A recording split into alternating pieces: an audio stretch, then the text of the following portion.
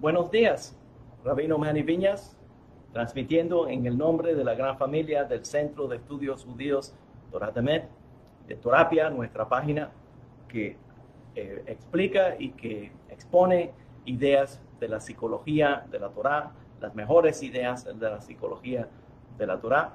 Les doy la bienvenida y les doy las gracias por acompañarnos en esta serie que nosotros estamos estudiando todos los domingos por la mañana a las 11 de la mañana, cuando nos juntamos para estudiar Torá.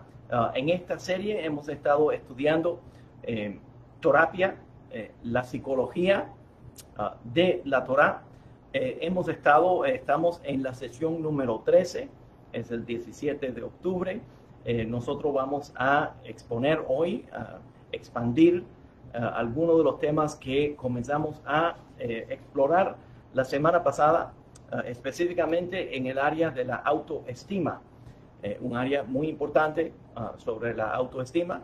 Veo que me están saludando la presidenta de la Sociedad de Damas del Centro de Estudios Judíos Torat Emet, President of the Society of Dames, y nuestro estimado amigo Juan Carlos Antonaegui, el More Abishai Lamus de Colombia. Bueno, estamos en muy buena compañía. Igor, saludos, buenos días. Pues gracias a todos por acompañarnos.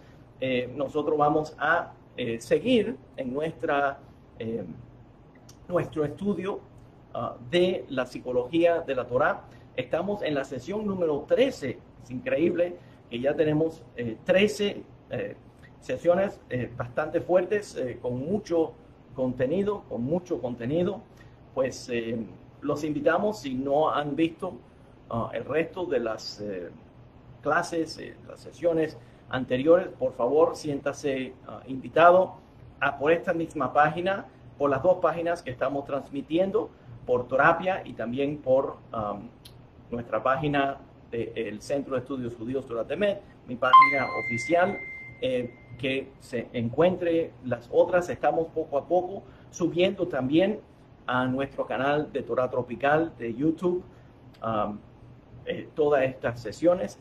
Hasta ahora nosotros hemos estado creando la base filosófica para hablar sobre estos temas de la psicología. La semana pasada empezamos a hablar sobre la autoestima y la importancia de la autoestima. Gracias a todos por saludar. Buen inicio de la semana a todos, y gracias de nuevo. Veo que tenemos muchos amigos de la República Dominicana y también de México. Pues saludos a todos. Gracias, muchas gracias por acompañarnos. Tengo muchísimo material, así que están avisados que hay muchísimo material sobre nosotros hablamos la semana pasada de algunos de los temas de la autoestima, la importancia de la autoestima, modestia falsa, temas que tienen que ver con la manera de uno tener una autoestima alta, la diferencia entre, desgraciadamente, algunos grupos que no entienden verdaderamente la importancia, lo que es verdaderamente el yesh, y piensan que el bitul hayesh es algún tipo de nulificación del ego completamente. Pues verdaderamente no es así, y nosotros hemos estado explorando la importancia de la autoestima desde la perspectiva de la Torá. Tengo aquí un jarabe excelente que se llama café. Pues lejaim a todos. Y gracias a Dios puedo reportar que ya no estoy tosiendo tanto como antes. Pues terminamos la semana pasada. Vamos a comenzar directamente con el tema que queremos hablar hoy. Terminamos la semana pasada y les presenté que quiero hablar de 5 o 6 diferentes caracteres, personajes bíblicos que están relacionados, en mi humilde opinión, al tema de la autoestima. Hoy voy a tratar de hacer dos grupos. El primero voy a presentar sobre Adán comparado a Narciso en la mitología, en las leyendas griegas. Adán de la Biblia, el primer hombre. También David y Goliat, el gigante filisteo al cual David tiene que confrontar y que al final cae en derrota el gigante. Shimshon y Delila, y también Elisha y Naamán, que quiero enfocarme en la salud. Saúl, la autoestima de Saúl, y cómo confrontar las pruebas que uno tiene en la vida. Y al final, analizando al patriarca Abraham en el tema de la autoestima.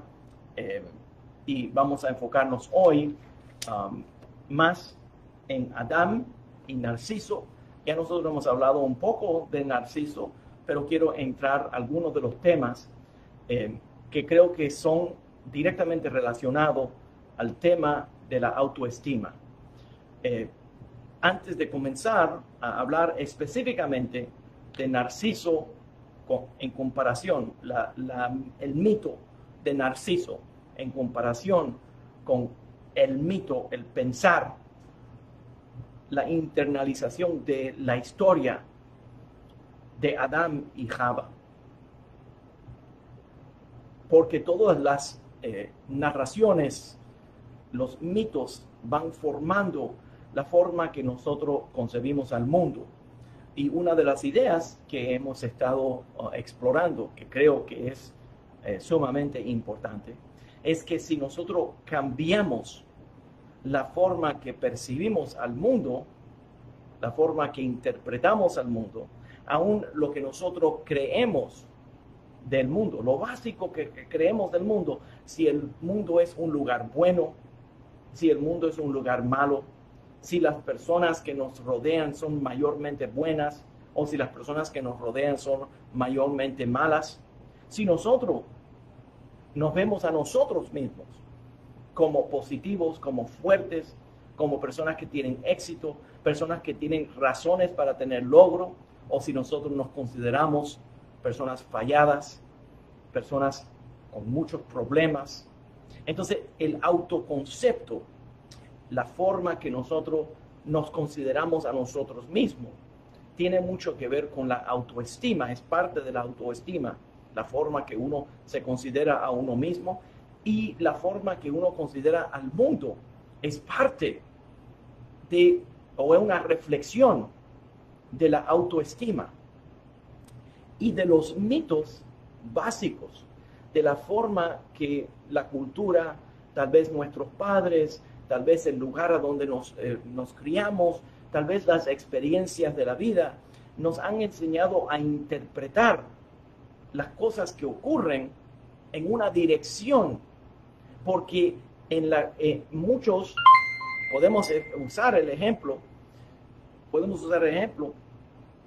de el mito griego, a donde un oráculo puede predecir algo y se tiene que ser así. Entonces, en el mito, en el pensar greco-romano, que es la base de la cultura que nos rodea, la cultura occidental europea que nos rodea, el destino ya está puesto. Pero en el pensar hebreo, aunque alguien haya predicho algún tipo de mito, algún tipo de destino, no es necesariamente que se va a dar en esa dirección. Entonces, el tema que me interesa aquí, a principio, el primer golpecito que quiero dar a este tema, es decir, que la forma que nosotros percibimos al mundo puede cambiar, y al cambiar la forma que nosotros percibimos al mundo, que nosotros interpretamos al mundo, cambia nuestra reacción al mundo. Comenzamos estudiando y comparando el contraste entre seno que se rompió un dedo del gordo del pie y interpretó que los dioses lo estaban llamando, que era el fin del mundo, y se suicidó.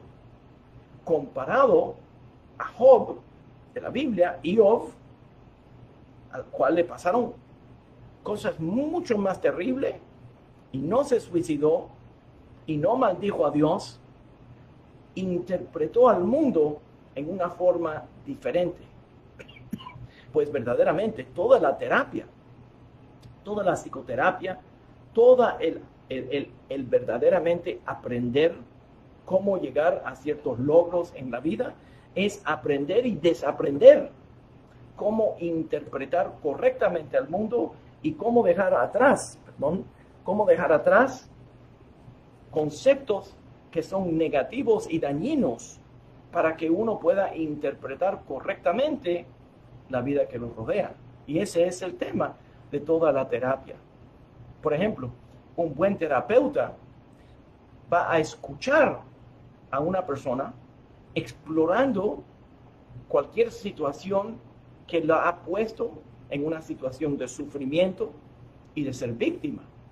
Pero el próximo paso es aprender cómo es, cuando voy a narrar mi vida, cómo es que yo superé esa situación. Muchas personas se traban en contar las dificultades y las vicisitudes que se le representaron en la vida.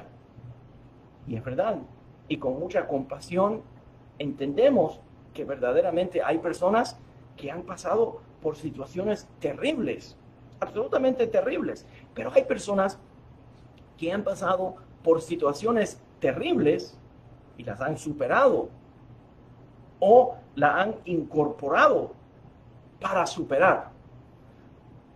Y otras personas que aún sufriendo un poco menos de las vicisitudes, comparando a las grandes que otros han pasado, se derrumban completamente.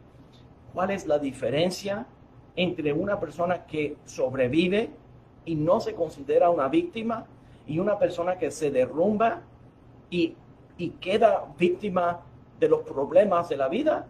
Su poder de la resiliencia, de poder volver a levantarse de una dificultad, y no solamente levantarse, pero superarla, tener victoria sobre las situaciones de la vida, verdaderamente superar cualquier situación y aún volverse más fuerte, no solamente superarla, pero volverse más fuerte. Pues esa resiliencia es una de las temas más importantes de la vida, y en mi humilde opinión no existe un pueblo que tenga más herramientas en su cultura de resiliencia y supervivencia que el pueblo judío. Pues entonces verdaderamente vale estudiar la Torá para usar su sabiduría para profundamente mejorar la calidad de la vida humana en esta tierra. Mientras hablo del tema de la resiliencia y la habilidad de mejorar las situaciones, estoy pensando en el sonido del shofar. El sonido del shofar es un testimonio a la resiliencia y la supervivencia de las vicisitudes que se van presentando en la vida. Una forma de interpretar los sonidos del Tequiyah, Shfarim, Truah, Tequiyah, Gedolá, es interpretando los sonidos del shofar, la Tequiyah, que es tu, el Shfarim, tu, que es más largo, la Tequiyah Gedolá. ¿Qué está pasando en esos sonidos? De acuerdo con una opinión, verdaderamente por medio del shofar estamos hablando de la trayectoria del ser humano. Entramos a este mundo enteros. Vienen las situaciones de la vida y nos van rompiendo en tres partes. El Shevarim nos va rompiendo y a veces la vida va rompiéndonos más y más y más y más y más. Y esa es la teruá. Y al final de todo el cuento, de todo lo que estamos narrando, terminamos con una tequía gedolá. No solamente retornamos a la fuerza con la cual entramos a este mundo, pero aún con más fuerza. Pues verdaderamente, se puede interpretar que toda la Torá es una ciencia de cómo desarrollarse en la totalidad del humanismo, la oportunidad que nosotros tenemos adentro para desarrollarnos y poder derrotar a cualquier problema que se presenta en nuestra vida, cómo superarlo y cómo transformarlo en algo positivo. Otra forma mega de entender esto es la historia, o en la psicología lo pudiéramos usar como el mito central del pueblo judío, el éxodo de Egipto. Entramos a este mundo intacto en nuestra familia, la familia de Jacob, los hijos de Israel, entraron a Egipto y tuvieron que confrontar grandes vicisitudes que hubieran destruido a cualquier otro pueblo. Pero vino Akadosh Baruj Hu, el Santo bendito sea, y nos redimió de ahí. Y no solamente nos redimió, pero nos dio a conocer que nosotros somos el Am Segulá, el pueblo dichoso de tener la misión divina. La forma de superar el periodo de la victimización, de la esclavitud y la servidumbre, era cuando Dios nos dio un propósito. Ese propósito de ser una luz a las naciones, de ser un Mamlechet Kohanim, de ser un pueblo de sacerdotes. Entonces teníamos una misión más allá. Contamos la historia del éxodo de Egipto y contamos entonces cómo lo superamos y nuestra misión que salió de esa victimización, de esa experiencia. La Torá nos dice a nosotros que nunca olvidemos la experiencia del éxodo de Egipto, no solamente de ser esclavos, de sentirnos que somos extranjeros en una tierra extraña, del sufrimiento que pasamos en Egipto, pero también de la manera que lo superamos y la manera y la misión que tenemos basado en eso. Pues todos estos temas que se van tejiendo en una telaraña muy elaborada, que es una obra de arte,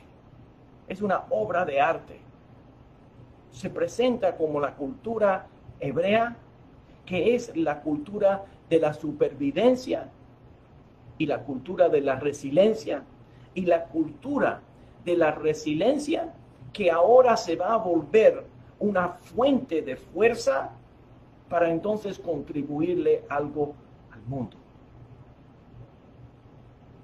Me emociona mucho este tema, porque verdaderamente yo creo que las revoluciones grandes no son nada comparada a las luchas que nosotros como seres humanos, cada individuo, tenemos que luchar para adelantarnos a nosotros y adelantar a nuestras familias. Para mí los grandes héroes no son los héroes que entran a la batalla nacional o a la batalla patriótica. Para mí los grandes héroes son las personas que confrontan los monstruos en su propia vida y los derrotan y siguen adelante con su vida, contribuyéndole a toda la humanidad. Y yo creo que todas las personas, todos los seres humanos, ustedes que me escuchan, cada uno, cada persona, tiene la habilidad para contribuirle algo precioso y único al mundo. Y yo creo que esa idea, pues verdaderamente viene de la Torá, porque la Torá nos avisa desde el principio que los seres humanos fuimos creados a la imagen de nuestro Dios. Y Dios no crea basura, Dios crea lo mejor de lo mejor. Pues vamos a entrar un momento a el tema, un poquito más elaborando el tema de la autoestima. Y esa autoestima, que sea una autoestima realista. Uno de los temas que hablamos es el realismo, la autoestima realista. ¿Por qué? Porque existe una autoestima, como vamos a hablar hoy, existe una autoestima que verdaderamente es una autoestima falsa, que la persona anda anunciándose y haciéndose más grande de lo que verdaderamente es, y eso es el ego falso, el ego falso. Pero verdaderamente existe una autoestima que es positiva, realista, intacta. Y me gustaría explorar un poco más sobre este tema, comparando a Adán, el personaje bíblico, el padre de toda la humanidad, el primer hombre, y el mito de Narciso de la mitología griega. Primero vamos a describir un poco más sobre Narciso y algunos de los temas que se van presentando en el mito de Narciso para poder identificar algunos de los problemas básicos de la cultura griega que se va pasando por la cultura popular a donde muchos de nosotros somos criados. Primero, Narciso tiene la incapacidad de Narciso de lidiar con su propia imagen. Eso lo llevó a una vida separada y alienada de los demás y culminó con su suicidio. En contraste, la autoimagen de Adán se basa en un reconocimiento, de que fue creado a la imagen de Dios y que ese Dios fue el mismo que lo creó. Entonces me llama muchísimo la atención que en el mito de Narciso, que sale del poema del primer siglo de Metamorfosis,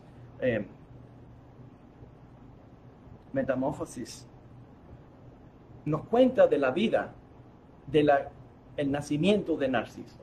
Y nos dice a nosotros que la ninfa, que una ninfa es una diosa pequeña, femenina, que la diosa Liriope fue violada por un dios del río, que se llamaba Cephisus, que la violó, y de ahí nace el niño Narciso. Y ella va a un visionario, y el visionario a preguntarle que si el niño Narciso va a vivir a llegar a viejo. Ese visionario, Tiresias, le dice a ella que él va a vivir mientras nunca se conozca a sí mismo. Paramos ahí mismo. En otra palabra, le dice Tiresias, el visionario, a la madre de Narciso, que él va a vivir una larga vida mientras nunca se conozca a sí mismo. Qué interesante, por cierto, qué interesante que en la perspectiva de la Torá es completamente lo opuesto, y eso es que uno va a vivir una vida larga y buena si uno se conoce a sí mismo. si uno se conoce a sí mismo. Esa predicción del visionario le crea una vida a Narciso, a donde vive alejado emocionalmente, alejado de los demás, y se presentan en la vida de Narciso muchos amantes de ambos sexos, hombres y mujeres, que quieren establecer una relación con Narciso, pero él rechaza a todos, especialmente a la ninfa que quería tener relaciones con él, llamada Eco. Un día, nos cuenta este mito, Narciso se vio en un arroyo tranquilo y se enamoró de su propia reflexión, de su propia vista, y dándose cuenta que él nunca iba a poder obtenerse a sí mismo, por primera vez se confrontó a sí mismo, a su semejante, viendo que nunca iba a poder tenerse a sí mismo, se murió, de acuerdo con una versión, se murió de tristeza y de soledad, y en otra versión se acuchilló a sí mismo y se suicidó. Narciso, en toda su vida, entonces, en este mito, tenía la capacidad de interactuar con otros mientras no tenía que verse a sí mismo en el espejo. En otras palabras, lo que verdaderamente él estaba interactuando con los demás, pero nunca podía interactuar con sí mismo. Y la primera vez que se ve en una reflexión, en un espejo, la primera vez que se ve en un espejo, no tenía las herramientas emocionales, la capacidad para autoanalizarse, para verdaderamente procesarse a sí mismo. Y al no tener eso, pues entonces verdaderamente se muere de la tristeza. Pero se pasó la vida interactuando con los demás para evitar interactuar con sí mismo. Piensa un momento la diferencia entre la persona que trata de interactuar constantemente con muchas diferentes personas, muchas diferentes ideas, constantemente tiene el radio puesto, constantemente tiene la computadora, constantemente está haciendo algo para escaparse de sí mismo. Una persona que busca interactuar con los demás y conocer a los demás, tal vez evitándolos completamente, pero interactuando con ellos en una forma liviana, por las periferias de la interacción, pero que verdaderamente lo que está haciendo es tratando de escaparse de sí mismo. Una persona que al principio, cuando primeramente se ha visto, tiene un shock. Una persona que entra a una relación con otra persona que es no muy profunda y que por primera vez en reacción a su interacción con otra persona, porque la ninfa Eco lo maldice que él tenga que conocerse, pues entonces verdaderamente por primera vez es confrontado por sí mismo, pero no tiene la capacidad emocional para autoanalizarse y verdaderamente verse a sí mismo. Entonces pone la apariencia de que se enamoró de él mismo, pero sabe bien que aunque él dice que él se enamoró de él mismo, él se ha pasado la vida evitándose a él mismo. Emocionalmente, Narciso nunca se había visto a él mismo. Al tener que confrontarse, sufrió un shock terrible.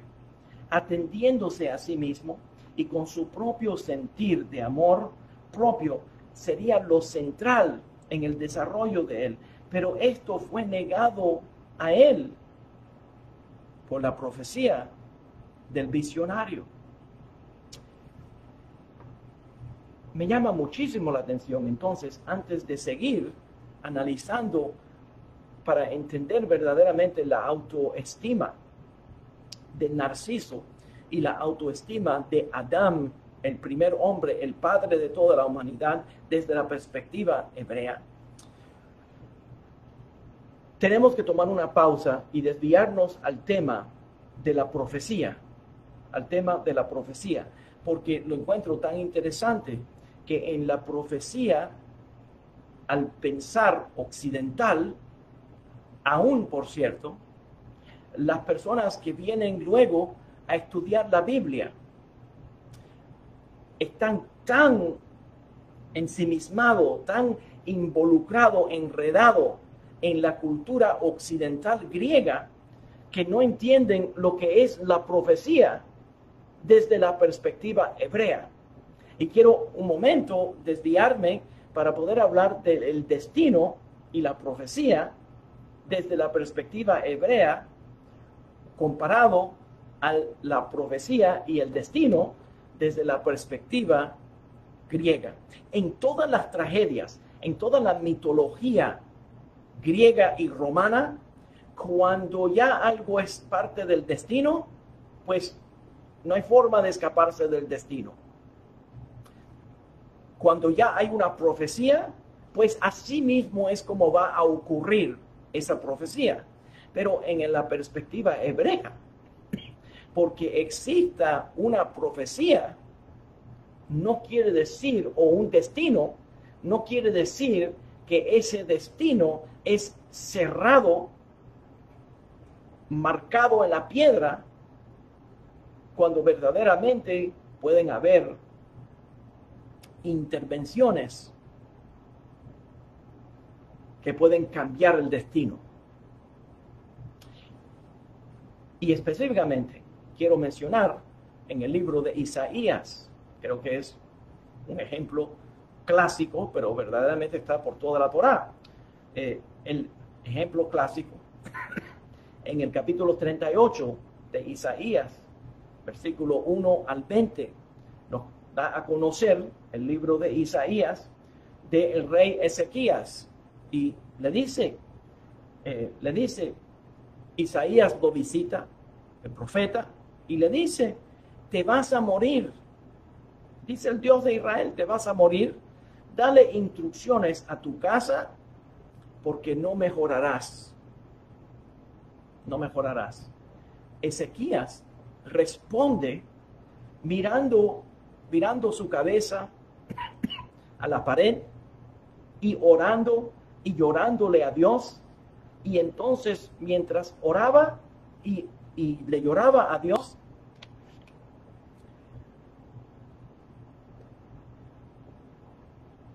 Isaías recibe de nuevo otra profecía para avisarle que no se iba a morir y que Dios había aceptado sus oraciones. Enseguida, Ezequías responde con una oración, con un canto de dar gracias. La razón que lo menciono es porque el contraste entre el pensar del destino, la forma que el pueblo hebreo piensa del destino y la forma que la cultura occidental piensa en el destino, son completamente opuestos. El destino y la profecía, desde la perspectiva cristiana, porque tiene influencia griega, es que ese es el destino. Pero verdaderamente, si nosotros podemos ver las profecías hebreas, a veces, por ejemplo, las profecías que tienen que ver con la llegada del Mashiach, a veces se contradicen. A veces la profecía nos avisa de la llegada del Mashiach de forma humilde. A veces nos avisa de la llegada del Mashiach en el futuro, por medio de la guerra, no pueden ser los dos. Entonces, verdaderamente, la forma de interpretar la profecía desde la perspectiva hebrea es que el destino no está fijo y que nosotros podemos intervenir o por teshuvá, por arrepentimiento y cambios que nosotros hacemos en nuestra vida. Los cambios que hacemos en nuestra vida están representados en un cambio de la forma que nosotros interpretamos nuestra vida y nuestro destino, nuestra dirección. Pues entonces verdaderamente el cambio es posible al destino. Interesante, y me anima mucho pensar que nosotros tenemos un futuro que puede cambiar. Ese futuro no está fijo y puede cambiar y ir en una dirección positiva, y el futuro está dependiente del presente. Nos desviamos por un momento a hablar del tema del destino, porque aún ahí, aún en ese intercambio, Narciso no tiene forma de escaparse del destino que su padre postizo, su padre adoptado, el visionario, le declara. No tiene forma de escaparse, y por esa razón termina muriéndose de la tristeza o peor todavía, acuchillándose. En la palabra, Narciso se enamora de su propia apariencia y termina acuchillándose porque no tiene la capacidad para poder procesar sus propios talentos, porque está vacío por dentro y no existe la capacidad de adquirir eso. Pero en el judaísmo siempre existe la capacidad. Si no tienes ahora mismo lo necesario para superar este problema, puedes adquirirlo. ¿Por qué? Porque nuestro Padre Celestial siempre nos acompaña. Pero en el caso de Narciso, su padre adoptivo, predijo que él no iba a poder vivir, si se conocía a sí mismo. Hay muchísima gente que se pasan la vida evitando conocerse.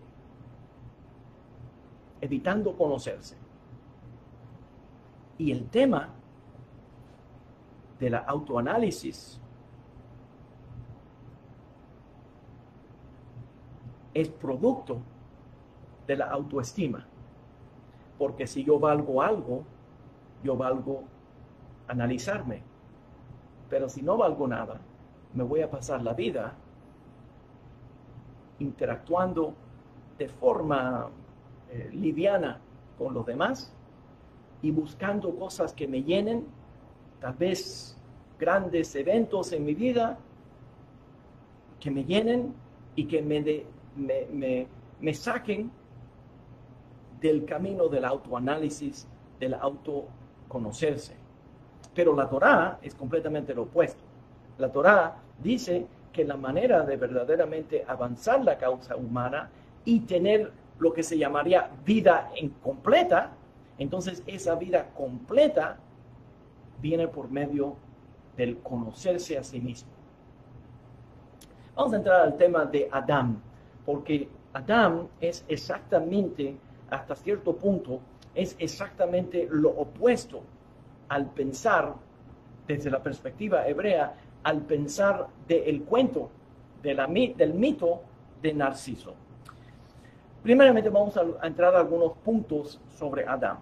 Lo primero que sabemos es que Adán, Dios lo creó y le avisó que lo creó. En otras palabras, Dios creó al ser humano, creó a Adán, y le dijo que fue creado a la imagen de Dios. También me llama muchísimo la atención que Adán no fue producto de una violación o de una violencia. Fue creado a la medida y al diseño de Dios. En otras palabras, Dios lo ama, Dios lo crea en la forma que Él quiere crearlo, le da la forma que quiere darle y es producto del amor divino al ser humano. Pero Narciso es producto de una violación. Ahora, vamos un momento, eso no es culpa de Narciso de que él sea producto de una madre que fue violada. Pero lo que me llama la atención aquí es que Narciso sabe, Narciso se le da a saber que él es producto de una violación. En otras palabras, la madre y el padre, que se vuelve el visionario, que lo adopta, básicamente lo adopta, le da una formación, le avisan que él es producto que verdaderamente no era deseado. No era deseado, él es producto de la violencia. Pero el padre de Adán, nuestro Padre Celestial que nos creó, lo crea y le dice que fue creado a la imagen de Dios. En otras palabras, le deja saber que él era deseado y él era amado y que está diseñado de acuerdo a los deseos de su padre, que lo amaba y que le daba esa fuerza. Hace algunas clases anteriores que mencioné que a veces los niños chiquitos, le dicen a los padres, mamá o papá, ¿cómo fue cuando yo nací?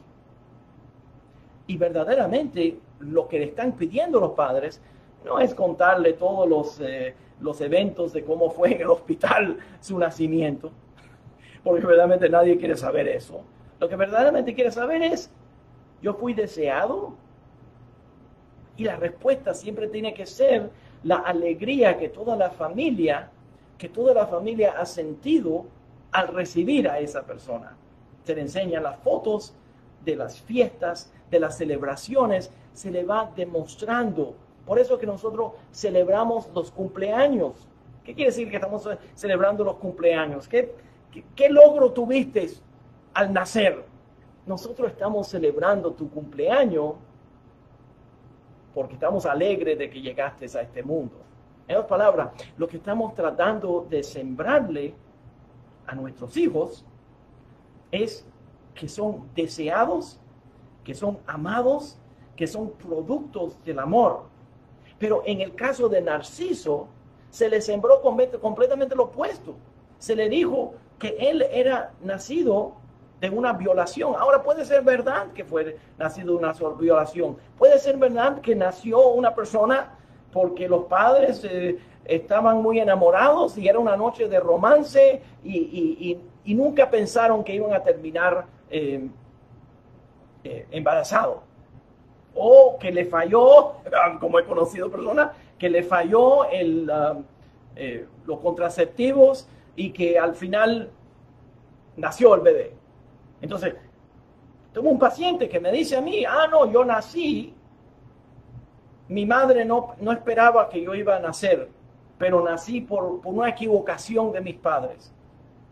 Y yo pensando en mi mente, ¿a quién se le ocurre decirle a sus hijos que fueron concebidos de esa manera?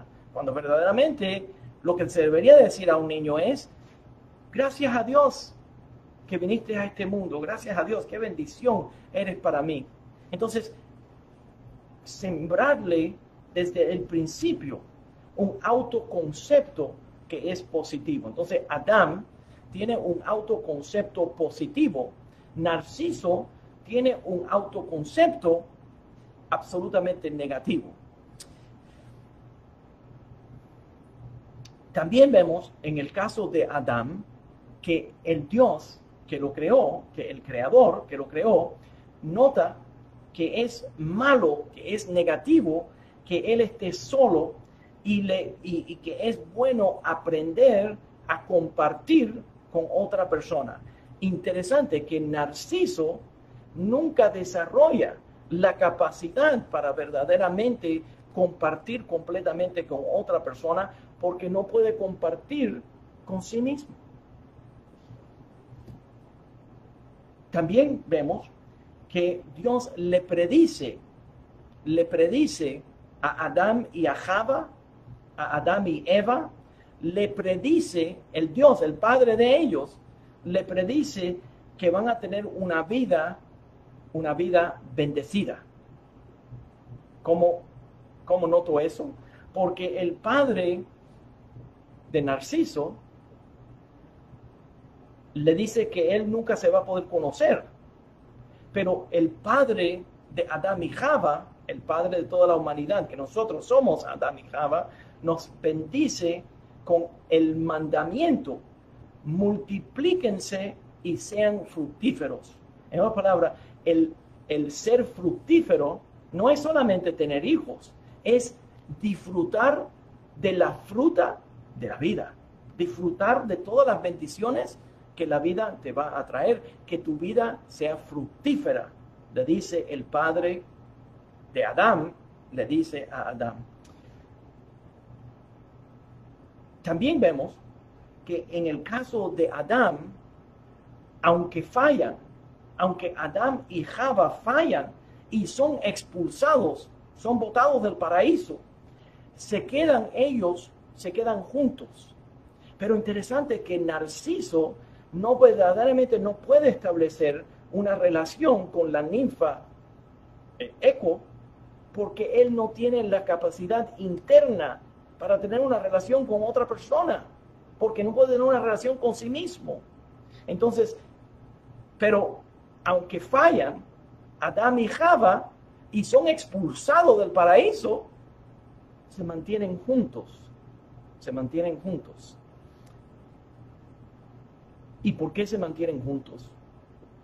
¿Por qué Adán y Java se mantienen juntos? Aunque pudieran culparse uno a los otros, podían decir: mira, esta mujer, es lo que digo, mira, esta mujer que tú me diste fue la que me trajo esta fruta.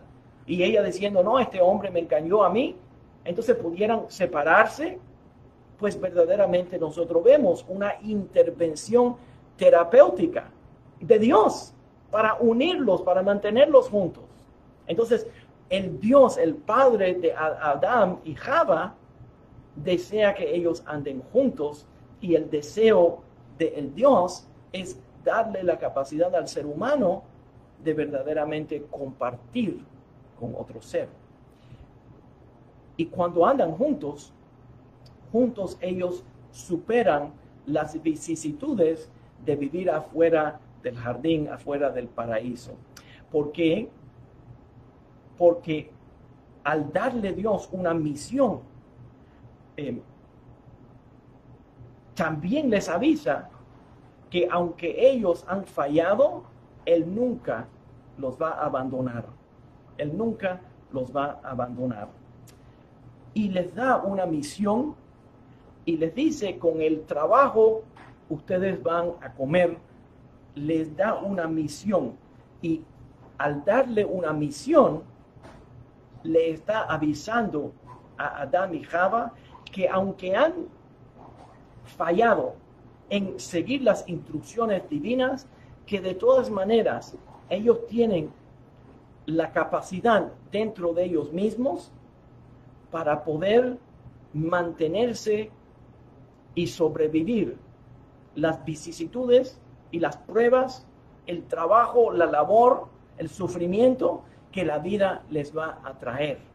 En otras palabras, al mandarte Dios a hacer algo, es porque Él sabe que tú tienes la capacidad de hacerlo. La ley desde la perspectiva hebrea no es un mandamiento imposible de cumplir, es un mandamiento absolutamente posible de cumplir. Y no solamente es un mandamiento posible de cumplir, pero verdaderamente es un reto alto, el mandamiento alto de la moralidad, pero es una forma divina de avisarnos que tenemos la capacidad de llegar a vivir una vida moral, una vida correcta.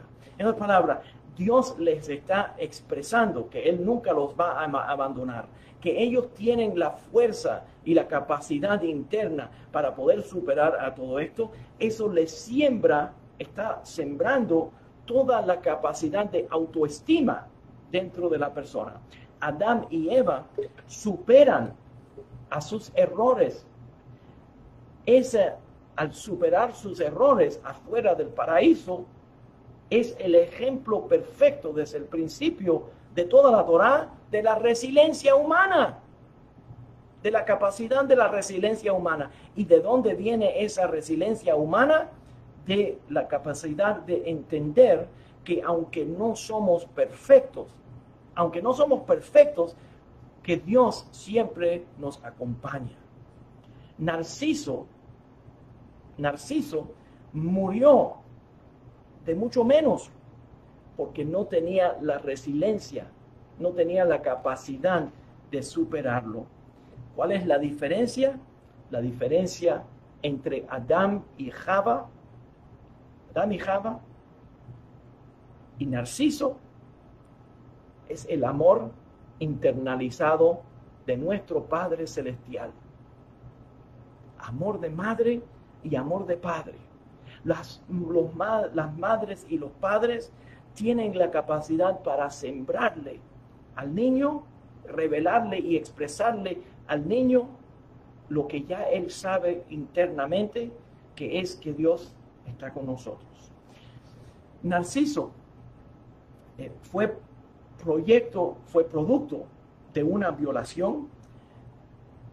Ese padre postizo le sembró todo tipo de negatividad y por eso él no tiene la capacidad de vencer. Pero Adán sí. Adán, él tenía un Dios que lo acompañaba. Aun cuando quiso esconderse de él, Dios le reveló: de mí tú no te puedes esconder. Y no solamente no te puedes esconder, pero yo conozco tu situación y déjame darte la ropa para que puedas confrontar las dificultades que se te van a presentar en tu vida. Narciso se pasa la vida no conociéndose, como mucha gente que se pasa en la vida llenando su vida con otras personas, con ideas. Aún quiero retarlos, que hay personas que se ponen a estudiar la Biblia, se ponen a estudiar la Torá, pero en el estudio de la Torá se ponen a buscar factoides, cosas, el nombre de la esposa de tal y tal, el evento que ocurrió con tal y tal. Se ponen a buscar detallitos. En inglés esto le dicen missing the forest from the trees. No puede ver el bosque porque se enfocó en un solo árbol. Pero la razón que él no puede ver el bosque es porque a propósito se fue a buscar un solo árbol para no tener que ver el bosque. Entonces tenemos personas que entran al estudio de la Torá buscando detallitos y cositas y factoides y cosas que ellos van a saber más que los demás. Y se enfocan en todo tipo de mensajes y eventos así, de esa manera, para escaparse del mensaje central de la Torá, que es verdaderamente un mensaje de autodesarrollo y verdaderamente de autoanálisis.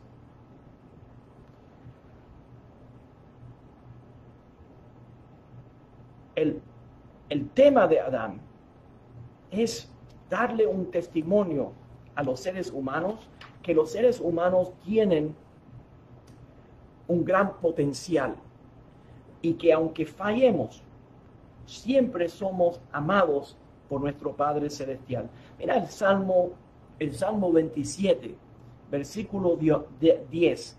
Aunque mi padre y mi madre me abandonarán, Dios siempre me tomará.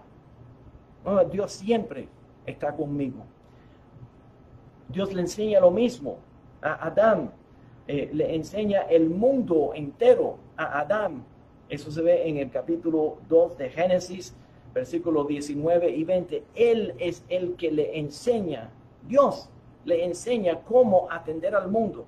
Adán es prohibido, entonces, verdaderamente prohibido de involucrarse y enredarse, porque verdaderamente es un enredo, enredarse en conocimiento ilusorio, en conocimientos que verdaderamente no lo van a desarrollar. Vea capítulo 2, versículo 17, hablando específicamente del tema de las personas que se involucran en el estudio de Torah, entre comillas, el estudio de Torah, pero verdaderamente no están estudiando la Torah. Lo que están estudiando son factoides, temas, ideas de la Torah, pero verdaderamente no están entrando a la profundidad de la Torah.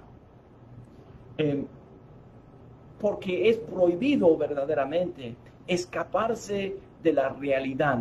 Lo que verdaderamente la Torah nos está pidiendo es que nos enfoquemos en la Torah, en la verdad. Y buscar verdadera sabiduría de su propio ser y cómo desarrollar relaciones sanas con otras personas. Pero Narciso es prohibido de conocerse y Adán, es increíble, y Adán es mandado a conocerse a sí mismo. Mi análisis de la diferencia entre Adán y Narciso se enfocan verdaderamente en el mito de nuestra concepción, en el mito de para qué vinimos a este mundo.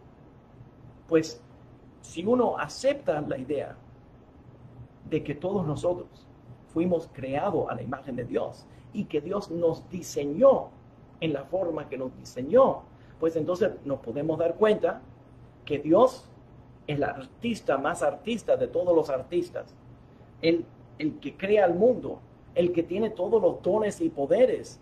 Nos creó a nosotros, a cada cual, a todo el mundo que me escucha, nos creó a nosotros de acuerdo a cómo Él quería crearnos. Pues entonces verdaderamente nos dio habilidades. Esas habilidades nos ayudan a nosotros a andar en este mundo que no es ningún paraíso. Pero tenemos todas las herramientas dadas por Él mismo, que nos puso en este mundo con tantas pruebas y tantas vicisitudes. Él nos da esas herramientas. Pues entonces verdaderamente la base de la autoestima y de la resiliencia del pueblo hebreo, una de las bases, viene desde el principio del libro de Génesis, cuando la Torah nos presenta el concepto de la creación del ser humano,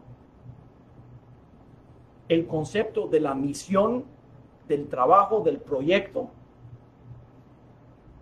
el concepto de que a veces nosotros podemos fallar, pero que Dios no nos va a abandonar, y que porque alguien falle no quiere decir que tenemos que abandonar a nuestra pareja.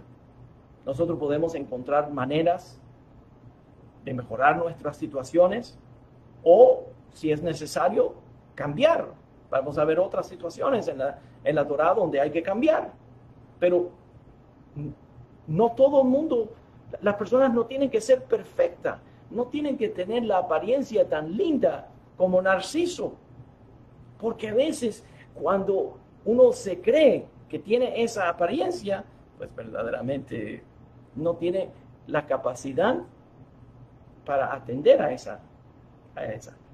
Entra un momento, también esto va a ser un poquito más largo hoy. Me gustaría entrar aquí al tema de David, el rey David, lo que sería el hombre que se iba a volver el rey David, y cuando confrontó al gigante en el libro de Samuel, cuando confrontó al gigante Goliat de los filisteos, porque verdaderamente me parece a mí, en mi humilde opinión, que esto verdaderamente no es solamente el mito o narrarnos, contarnos de la fuerza a un joven, del hombre que se volvería el rey de Israel, el rey guerrillero del pueblo judío, con el magén, con el escudo, con su escudo de David, la estrella de David y todo lo que tiene que ver con la línea de David. Pero no solamente nos está contando de la grandeza de ese joven que se volvería rey, pero verdaderamente, en mi humilde opinión, la lucha entre Goliat y David es una lucha entre el concepto de la fuerza, del valor, de el héroe, desde la perspectiva gentil del mar cercano a la tierra de Israel, del Mediterráneo. Los fenicios tenían una relación, eran toda parte de una cultura relacionado a los héroes, al estilo de los héroes de Homer, de toda esa cultura de la fuerza de los guerrilleros, la fuerza machista, la fuerza del que viene a abusar por medio de sus fuerzas, confrontado por David. Voy a entrar un momento al tema de Goliat y de David, porque creo que son un ejemplo de la diferencia de opinión en la cultura hebrea, y le voy a llamar ¿de dónde viene tu fuerza? ¿De dónde viene tu fuerza? Porque si tu fuerza, si podemos localizar de dónde vienen tus destrezas, tus herramientas, tu habilidad para confrontar los problemas gigantescos que la vida te va presentando, entonces puedes aún identificar de dónde viene eso y multiplicarlo más allá todavía para poder vencerle aún a esos gigantes que son terribles. Goliat entra y se empieza a burlar de los israelitas. Le dice que son esclavos, que son cobardes. David en ese tiempo, él está en el valle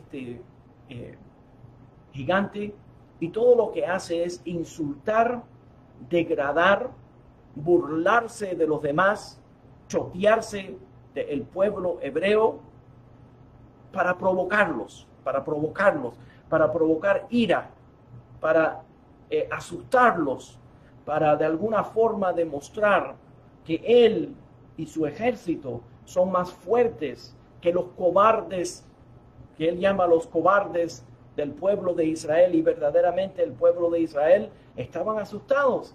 En ese momento llega David a traerle comida y apoyo a los soldados, a sus hermanos.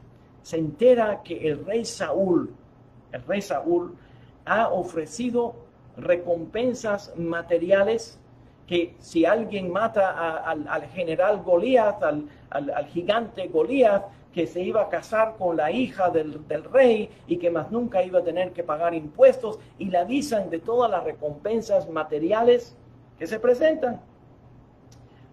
Y David le responde a los hermanos: pero esto no tiene que ver con las recompensas que está ofreciendo Saúl. Esta lucha es en nombre del Dios de Israel. Esta lucha es en nombre del Dios de Israel. Y David se presenta a entrar a la lucha. Los hermanos le vuelven y le dicen, pero mira las recompensas, que esto y lo otro.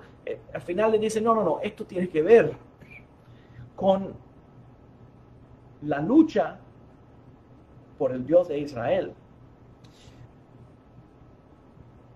Y entra a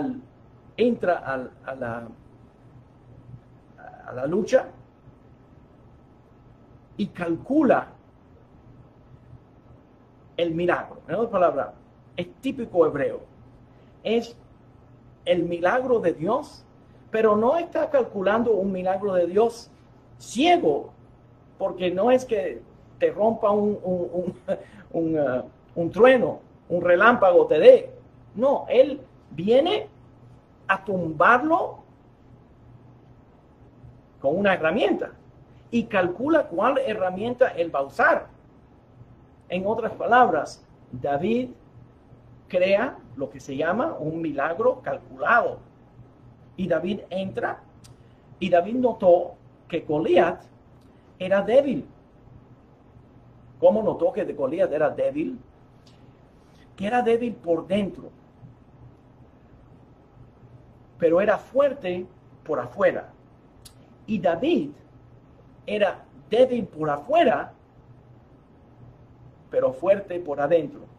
Entonces, la confrontación, la razón que ando en este tema es porque la confrontación entre David, el niño, el adolescente, David, que viene simplemente a tirarle una piedra, es débil por afuera, parece una cosa liviana, pero es fuerte por dentro. Y Goliat es fuerte por afuera, pero débil por adentro. Y muchas veces las personas que andan amenazando, andan tratando de presentarse como si fueran extremadamente fuertes, como si fueran gigantescos. La razón que se presentan como si fueran tan fuertes y numerosos y con tanto poder y que son tan gigantescos es porque verdaderamente por dentro son extremadamente débiles. Yo he tenido muchas veces en mi profesión como rabino personas, tengo uno ahora que se quiere presentar como si él fuera un gigante. Pero la razón que quiere presentarse y a burlarse y hacer todo tipo, el típico comportamiento de un bully.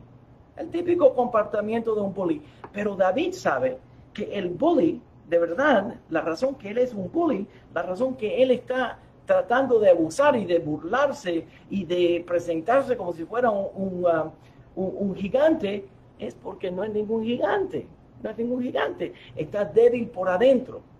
Y aunque David se vea solo, porque es el único que entra ahí al campo de batalla con él, se ve solo, pero se siente íntegro porque Dios está con él. Entonces, a veces nosotros tenemos que confrontar a estos monstruos. Y a veces nos creamos como si nosotros fuéramos monstruos. Pero cuando la persona se presenta como si fuera un monstruo, anunciándose y haciendo todo tipo de ruido y todo tipo de anunciarse como si fuera algo grande, pues verdaderamente es porque adentro carece de lo necesario. Goliat le dice a él, ven a mí y te daré y te cortaré, te voy a matar y daré tu carne a las aves del cielo y al ganado de la tierra. Libro de Samuel, primer libro de Samuel, capítulo 17, versículo 45. David piensa, pero un momento, este hombre está confundido porque las aves comen carne, pero el ganado no come carne. ¿Qué quiere decir? Que está tan confundido que en la mente de él, el ganado come carne. Se da cuenta que él tiene debilidad. Le encuentra la debilidad. Y la debilidad que él identifica es una debilidad de adentro. Y David le responde, tú vienes a mí con espada, con lanza, con blindaje, con escudo, y yo vengo en el nombre del Dios de los ejércitos de Israel, el que está entre los ejércitos de Israel, de los cuales tú te has burlado. La guerra que está ocurriendo aquí no es una guerra entre ese niño adolescente y el gigante. Eso es verdad, está ocurriendo eso. Pero también lo que verdaderamente está ocurriendo ahí es una guerra de autoestima. Esa guerra de autoestima. La guerra de autoestima que crea el falso ego o la autoestima. Déjame decirlo de esta manera. La autoestima creada por el falso ego, que siempre es una falsa autoestima, o la autoestima creada por el verdadero ego, que se enfoca en que el Dios de Israel nos acompaña. El Dios que creó el cielo y la tierra. Yo tengo valor porque Dios está conmigo. Usted también lo puede decir. Yo tengo valor porque Dios está conmigo. Porque Dios nunca me va a abandonar. Aunque yo falle, aunque yo sea imperfecto, Dios siempre va a estar conmigo. Entonces, esa es una autoestima verdadera. Yo tengo valor. Yo puedo representar a mi Dios porque yo soy creado a la imagen de Dios. Y aunque yo falle y sea imperfecto, sea un tartamudo como Moisés, yo puedo ser el portavoz de ese Dios. Aunque yo soy imperfecto. Y todos los grandes, todo el mundo, en toda la Tanaj, es imperfecto, pero tiene una relación con Dios y Dios nunca lo abandona.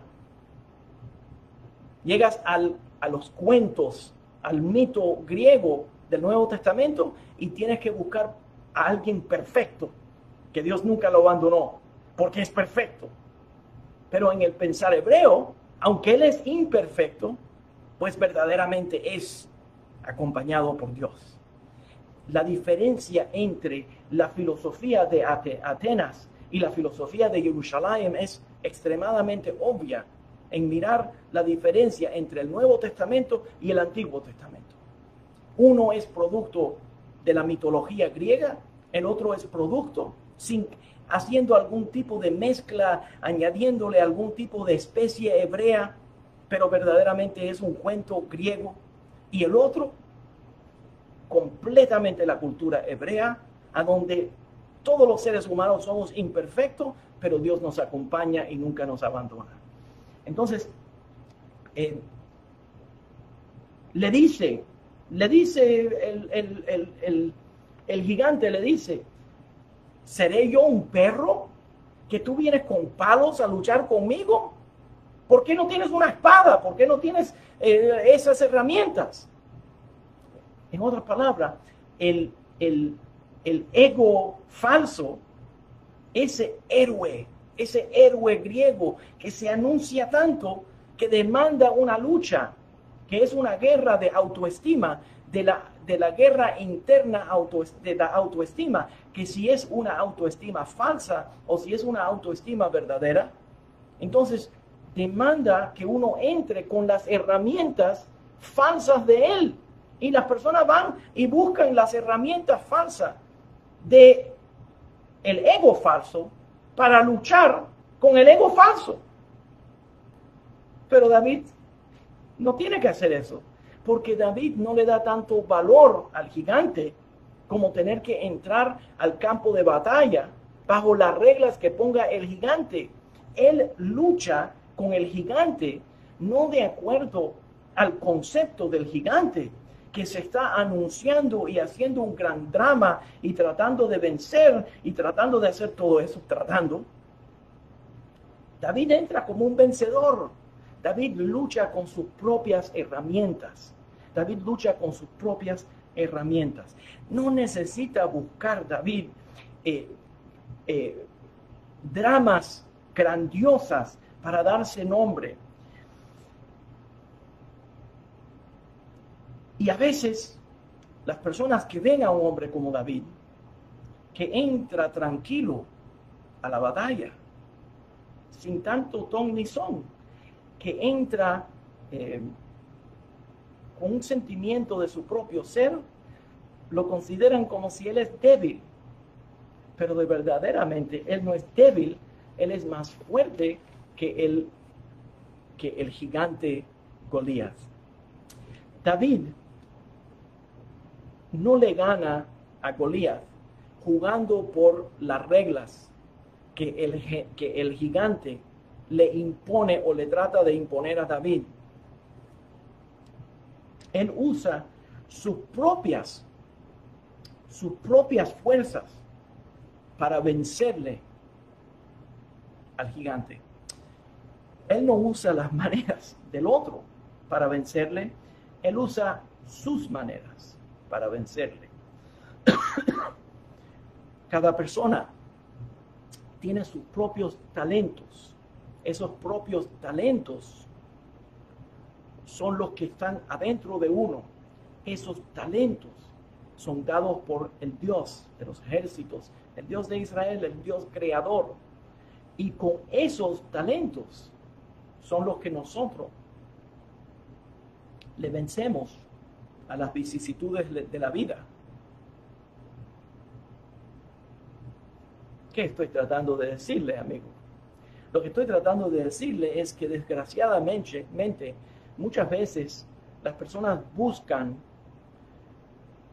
herramientas en todo tipo de lugares, ideas, personalidades, todo tipo de fuerzas que vienen del exterior, pero no buscan las fuerzas que están dentro de tu interior, porque cada uno de nosotros tenemos una serie de herramientas que el propio Dios nos dio. El simbolismo de que Dios nos creó ropa es el simbolismo, es una metáfora para decirnos que aún en nuestra propia imperfección, Dios nos dio las herramientas a nuestra carne, a nuestra propia ser, para poder confrontar las dificultades que se presentarían en nuestra vida. Entonces, verdaderamente la lucha, en el caso de David y Goliat, es una lucha entre la autoestima falsa y la autoestima verdadera. Con tanto afán, con tanto drama, con tanto autoanuncio, con tanta de forma de darse todo tipo de anuncios y de gritería y de todo tipo de cosas. ¿Por qué hace eso? Porque está vacío por dentro. ¿Por qué tiene que tener tanto bling en sus páginas? ¿Por qué tiene que tener tanto? ¿Por qué? Porque sabe que el mensaje está débil. Pero si el mensaje está intacto, no tiene que hacer tanto. Esa lucha de la autoestima no ocurre solamente entre uno y otra persona, pero ocurre también dentro de uno mismo. Y al final, David David le vence al gigante conociéndose a sí mismo, conociendo a quién él representa y cuáles son sus verdaderos valores.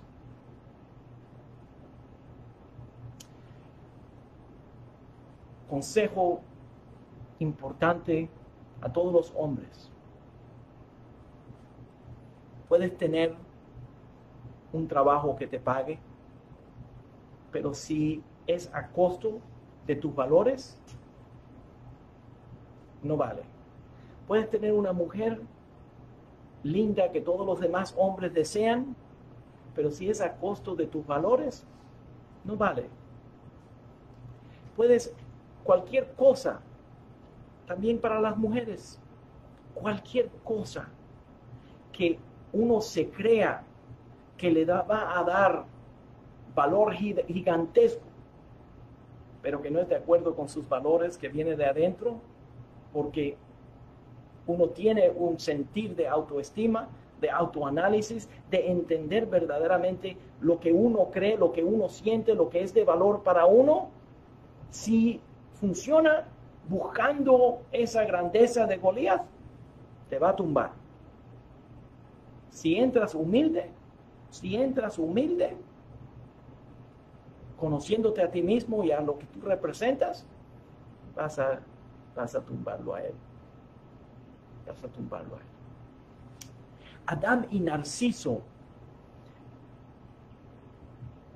son completamente diferentes. ¿Por qué son completamente diferentes? Porque Adán conoce que él tiene un valor porque fue creado por el creador más talentoso, el artista más artista, porque sabe que ese Dios que lo creó lo ama. Aunque mi madre y mi padre me abandonen, mi Dios siempre me va a mantener, siempre me va a amar. Aunque yo falle, aunque yo sea imperfecto, aunque me tenga que castigar botándome del paraíso, cuando verdaderamente no es un castigo, es una forma de desarrollarnos. Todas las cosas, las vicisitudes que nos presenta ese Dios, pues verdaderamente es para desarrollarnos, para que la podamos vencer.